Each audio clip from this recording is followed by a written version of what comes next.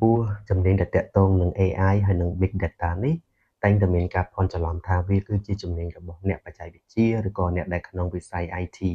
ប៉ុន្តែការពិតទៅគឺមនុស្សនៅក្នុងគ្រប់វិស័យទាំងអស់ចាំបាច់ត្រូវតែស្វែងយល់អំពី AI ការវិវត្តរបស់ AI និងការប្រើប្រាស់ដែលយើងហៅថា apply AI នៅក្នុងកិច្ចការងារផ្សេងៗដែលពាក់ព័ន្ធឧទាហរណ៍ថានៅក្នុង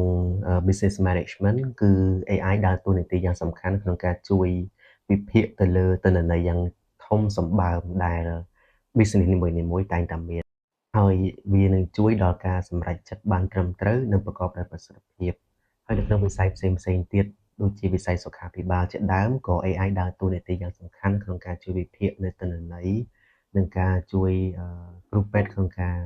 ស្វែងយល់ឲ្យបានច្បាស់អំពីរោគវិនិច្ឆ័យរបស់អ្នកជំងឺនិងការធ្វើការសិក្សាស្រាវជ្រាវផ្សេងៗនៃបញ្ហាដែលពាក់ព័ន្ធ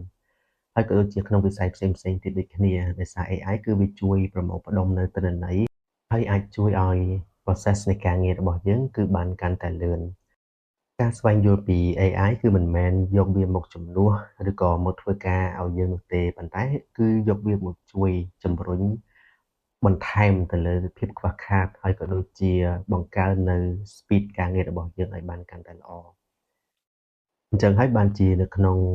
ពេលបច្ចុប្បន្ននេះគឺ employer ឬក៏ម្ចាស់ក្រុមហ៊ុនភាគច្រើនគឺស្វែងរកបុគ្គលិកណាដែលគាត់មានជំនាញស្វែងយល់អំពីបច្ចេកវិទ្យា AI និងការយកមកប្រើប្រាស់នៅក្នុងកិច្ចការងាររបស់គាត់ឲ្យកាន់តែមានប្រសិទ្ធភាពល្អថែមទៀត